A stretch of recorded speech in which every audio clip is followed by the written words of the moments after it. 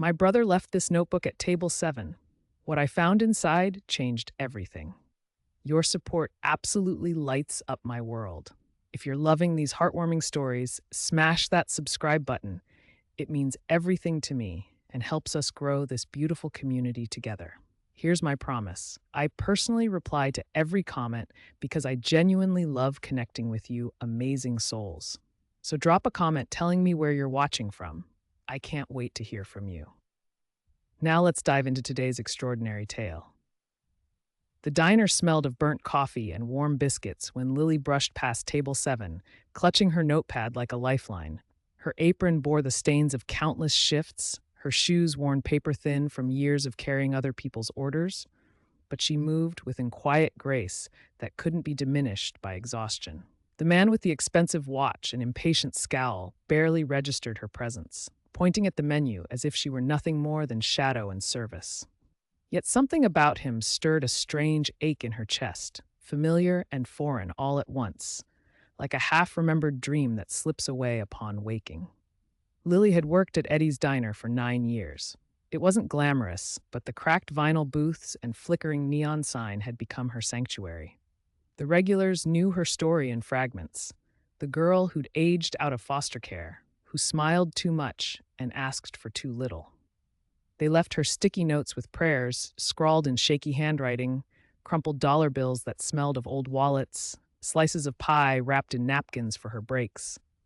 She'd learned to find wealth in these small kindnesses, to make a home from the warmth strangers offered when the world had given her nothing else. The man at table 7 stood out like a diamond in gravel. His shirt held creases sharp enough to cut. His leather shoes gleamed with the kind of polish that spoke of money and privilege. And that watch, God, that watch could probably pay her rent for a year. He sat alone, fingers dancing across his phone screen with practiced impatience, storm-gray eyes that wouldn't meet hers when she returned with coffee. Black, he muttered, the word falling from his lips like a dismissal. She poured slowly, steadily, her hands trembling slightly from something she couldn't name. When she offered him a polite nod, he didn't notice, or perhaps chose not to. But those eyes, sharp and unreadable, held shadows at their edges, like someone who had glimpsed love once and walked away from it. Back at the counter, Maria leaned through the service window, flour dusting her dark hands. "Your Prince Charming seems friendly," she teased, her voice warm with familiar sarcasm. Lily let out a breath that might have been laughter. More like a spoiled suit who thinks kindness is beneath him. "Maybe he's just tired," Maria offered, her tone gentling. "Rich folks carry shadows, too." He barely touched his scrambled eggs, just pushed them around his plate with mechanical distraction. When he finally asked for the check, he looked at her, really looked, his gaze lingering as if he too felt that strange thread of recognition pulling taut between them. "You live around here?" The question came suddenly, clipped but curious. Lily blinked, startled. "Born and raised, more or less. Why?" He hesitated, and in that pause she caught something vulnerable flickering across his features. "No reason. Just passing through." She handed him the receipt with a polite smile that had become second nature. He paid in cash, dropped 2 $20 bills on the table for a $10 meal, and walked out without another word. Through the glass door, Lily watched him stand on the sidewalk, scrolling through his phone again, looking utterly lost despite his expensive armor. Hours later, as she wiped down tables in the amber light of closing time, Lily discovered something tucked beneath the salt shaker, a small leather-bound notebook that didn't look like the kind of thing you'd forget by accident.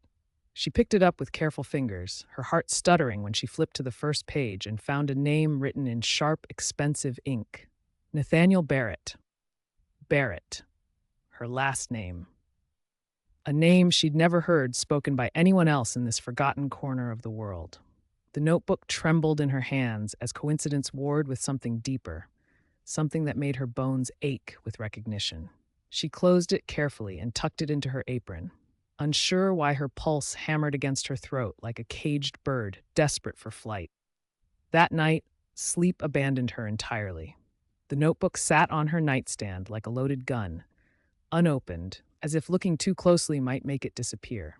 She whispered the name once into the darkness, Nathaniel Barrett, just to feel how it tasted in her mouth. Familiar, terrifyingly familiar. Dawn came pale and cold, pressing against her window like an unwelcome visitor. With trembling fingers, she opened the leather book to find not a diary but something more deliberate. Lists, dates, family names arranged like a careful excavation of the past. A family tree sketched in the same expensive ink, with notes cramped in the margins. Halfway down the page, two branches stood side by side, Nathaniel Barrett and Lily Ann. No last name for her, just Lily Ann floating in white space like an unanswered question. Her heart stopped, then started again, too fast, too loud. It couldn't be.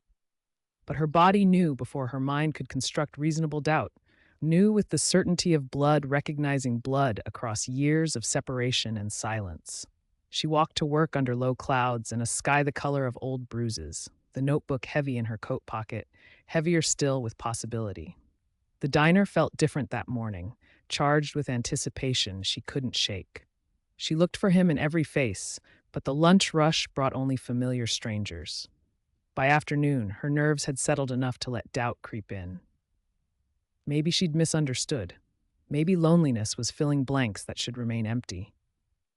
Then he walked in. Same pressed shirt, same storm gray eyes, but this time he looked for her. At her, not through her. The weight of his attention made her pulse skip. "You forgot something yesterday," she said softly, sliding the notebook across the table like she was handing him a loaded weapon.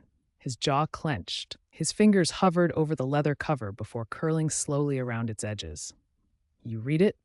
There was no accusation in his voice, just quiet, heaviness that seemed to press against her chest.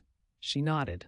Nathaniel leaned back, studying her face as if he were trying to solve a puzzle written in a language he'd almost forgotten. "I came here looking for someone." Lily's breath caught, held prisoner in her throat. "I've been searching for years," he continued, his voice dropping to barely above a whisper. "I didn't even know if she existed. My father had a child before he married my mother. No records, no names, just whispers in a will and an old letter he kept locked away like a secret too dangerous to share." The tray slipped from Lily's numb fingers, clattering to the floor with a sound like breaking. Nathaniel reached instinctively for her hand, but she pulled back, stunned by the electricity of almost touch. "A girl born in this town," he said, watching her face carefully. "Maybe given up. No birth certificate we could find. But my father called her Lily Ann in the letter." The world tilted. Lily gripped the edge of the table, fighting to stay upright as everything she'd believed about her solitary existence began to crumble and reshape itself into something impossible and true. "I didn't expect to find her standing in front of me with a coffee pot and a smile that could break your heart," Nathaniel whispered. The break room had never felt so small, so airless. Lily sat on the chipped stool, staring at the notebook again, while her heart hammered out a rhythm of disbelief. Through the window, she could see Nathaniel waiting in the parking lot, hands buried deep in his pockets, watching wind scatter leaves across empty asphalt. This wasn't just about names or letters. This was about every birthday she'd celebrated alone, every foster home that had reminded her she didn't belong, every time she'd seen siblings in the park and felt that hollow ache of wondering what it might feel like to be claimed by someone who shared her blood. A memory surfaced, faint as morning mist, a small hand holding hers under a heavy blanket, a voice whispering, "Don't cry, Lily. I'm here." But it dissolved before she could grasp it fully, leaving only the ghost of comfort long forgotten. Maria appeared in the doorway, concern creasing her weathered features. "You okay, sweetheart?" Lily stared at her hands. "I think he's my brother." The words hung in the air like smoke, impossible and true all at once. Maria's eyes widened. "You sure?" "No," Lily whispered, "but I feel it here." She pressed her palm against her chest, where her heart was rewriting everything she'd thought she knew about herself. Like a door opened that I didn't even know was locked. When she finally returned to the dining room, Nathaniel looked up like he'd been holding his breath. He didn't rush toward her, didn't demand answers. He just waited, patient as stone, while she slid into the seat across from him. "Why now?" she asked. "Why come looking for me now?" "Because I didn't know how to look before." His voice carried the weight of regret. "My father died last year. I found the letter in a locked drawer, addressed to me but never given. Like he wanted me to find you, but couldn't bring himself to tell me while he was alive. He reached into his coat and pulled out a worn envelope, placing it on the table between them like an offering. Lily's fingers trembled as she unfolded the letter, her father's voice spilling across the page in neat but shaky handwriting. Her name is Lily, Anne. I don't know where she is now, but I hope she's kind and strong. I hope she smiles. If you ever find her, tell her I'm sorry. Tears came without permission, blurring the words until they became watercolor smears of regret and longing. He knew about me, she whispered. Nathaniel nodded. He didn't do right by you, but maybe I still can. She looked at him through her tears, seeing past the expensive clothes to something raw and searching underneath. You were cold yesterday, dismissed me like I was nothing. He looked down at his hands. I didn't know who you were. I was lost in my own head, my own disappointment. I'm sorry. The apology mattered, not because it fixed anything, but because he offered it like he meant it, like her feelings were worth the weight of his regret. That afternoon, Nathaniel didn't leave. He stayed, nursing lukewarm coffee and memorizing the cracks in the walls, the rhythm of the place that had raised her when family couldn't. During her break, Lily approached his table again. What did you think I'd be like? She asked. He looked up slowly. I thought maybe I'd find someone bitter, angry, someone who'd slam the door in my face. She tilted her head, waiting. Instead, I found someone who handed me coffee with grace I didn't deserve. The silence between them was heavy but not cold, like two people standing in the same fog, finally aware they weren't alone. I used to imagine my family sometimes, Lily said quietly, what they looked like, where they were. I always thought maybe they were out there looking for me too. Nathaniel's voice cracked. I wish I had been, sooner. Slowly, carefully, Lily reached across the table and rested her hand on top of his. He didn't pull away. You're here now, she said. That has to count for something. By closing time, Nathaniel waited outside while she locked up, walking her to her car like an old friend with secrets they were only beginning to share. I'll be staying in town for a few days, he said. There's more I'd like to know about you. About your life. Lily nodded. I'm not going anywhere. He smiled, the first real smile she'd seen from him. Good, she leaned against her car door, suddenly uncertain. I don't know what this becomes. I don't even know if we don't need to rush into anything, he interrupted gently. I'm not asking for a perfect storybook ending, just a beginning. A beginning. That sounded manageable. Not easy, but honest. The days that followed moved slowly, like honey poured from a great height. Lily found herself waking earlier, choosing her clothes more thoughtfully, walking into the diner with an alertness she hadn't felt in years.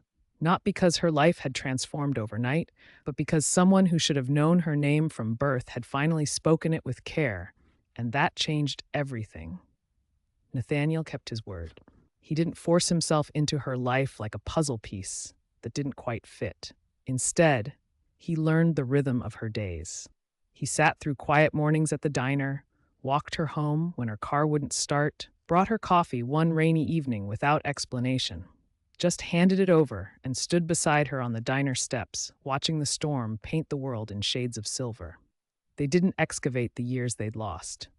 Some silences were too sacred to disturb, but slowly, carefully, they began filling in the edges.